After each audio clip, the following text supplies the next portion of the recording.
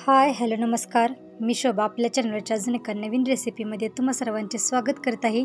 आणि आज आपण नाश्त्यासाठी शाबू आणि वरईचे आप्पे तयार केलेले आहेत, ते आज आपण बघणार आहे. आप्पे तयार करण्यासाठी मी शाबू अर्धी वाटी घेतलेली आहे आणि 1 वाटी वरई म्हणजेच भगर घेतलेली आहे.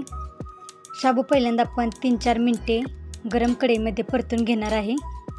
यामध्ये आपण 1 वाटी निवडून घेतलेली वरई आहे तीही आपण गरम कढईमध्ये परतून घेत आहे.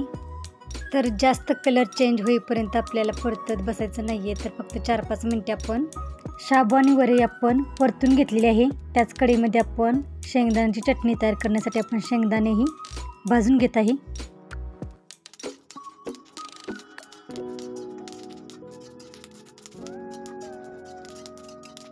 शेंगदाणे आपल्याला चांगले असे खरपूस भाजून घ्यायचे आहेत. भाजून घेतलेले शेंगदाणे, वरई आणि शाबू आपल्याला थंड करून घ्यायचे आहे. शाबू आणि वरई थंड करून झाल्यानंतर आपण मिक्सरमध्ये बारीक करून घेतलेले आहेत. यामध्ये आपण 1 वाटी दही घालत आहे. शाबू आणि वरईच्या पिठामध्ये लागेल असे आपण थोडे थोडे पाणी घालून सर्व एकत्र मिक्स करून घेणार आहे.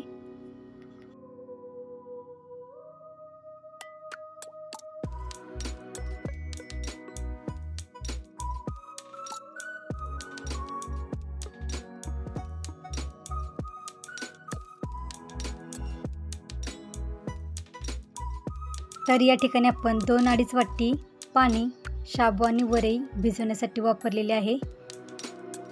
सर्व एकत्र मिक्स करून झाल्यानंतर आपल्याला 10 ते 15 मिनिटे झाकून ठेवायचे आहे. शेंगदाण्याची तेलफरे काढून थोडी ओबडधोबडच बारीक करून घेतलेली आहे. 4-5 आपण हिरवी मिरची यामध्ये घालत आहे. यामध्ये आपण थोडी बारीक चिरून घेतलेली कोथिंबीर घालत आहे. 1 चमचा आपण मीठ घालत आहे. 1 चमचा आपण जिरे घालत आहे. जर तुम्ही उपवासामध्ये जिरे आणि कोथिंबीर वापरत नसाल तर ते नका घालू. काही ठिकाणी उपवासाला जिरे आणि कोथिंबीर चालते, पण जर तुम्हाला जिरे आणि कोथिंबीर चालत नसेल तर तुम्ही ते स्किप करा. मी हे मुलांच्या नाश्त्यासाठी तयार करत आहे. यामध्ये तुम्हाला जर आवडत असेल तर तुम्ही बटाटाही किसून घालू शकता. आप्पे पात्र गरम करून घेतलेले आहेत. त्यामध्ये आपण सर्व वाट्यामध्ये तेल सोडलेले आहे आणि आता आपण चमच्याने सर्व आप्पे एक एक करून सगळीकडे घालत आहे. तर पहिल्यांदा आपण आप्पे भांड्याच्या कडेच्या वाट्या आहेत त्या भरून घेणार आहे आणि नंतर आपण राहिलेल्या मधल्या 3 वाट्या आहेत त्या भरून घेणार आहे.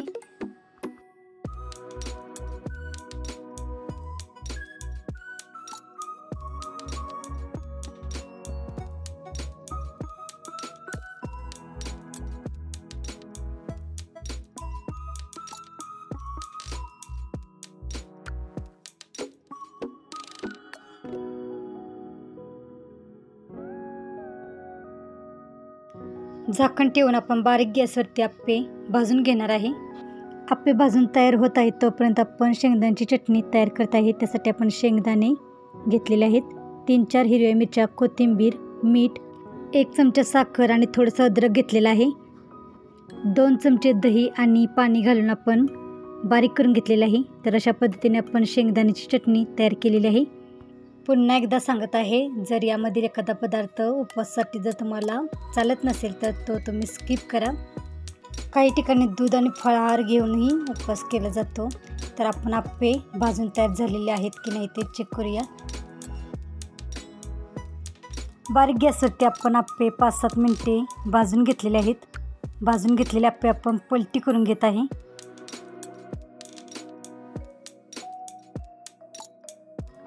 सर्व आप्पे पलटी करून झाल्यानंतर आपण झाकण ठेवून आप्पे पुन्हा भाजून घेणार आहे.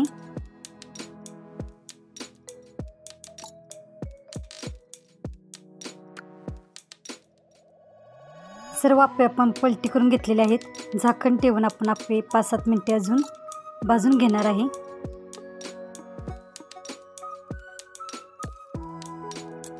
भाजून घेतलेले आप्पे आपण परत एकदा पलटी करून घेत आहे. तर अशा पद्धतीने आपण आप्पे दोन्ही बाजूंनी भाजून घेणार आहे. झाकण ठेवून आप्पे आपण अजून 2-3 मिनिटे भाजून घेत आहे.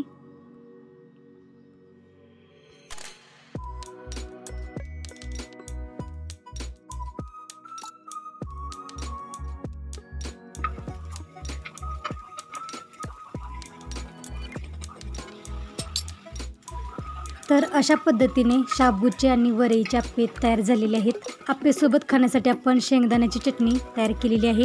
तर आजची रेसिपी कशी वाटली ती कमेंटमध्ये नक्की सांगा।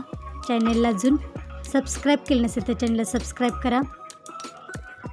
अशा पद्धतीने शाबूचे आणि वरईचे आप्पे तयार करा आणि वेळात वेळ काढून रेसिपी पूर्ण बघितल्याबद्दल धन्यवाद।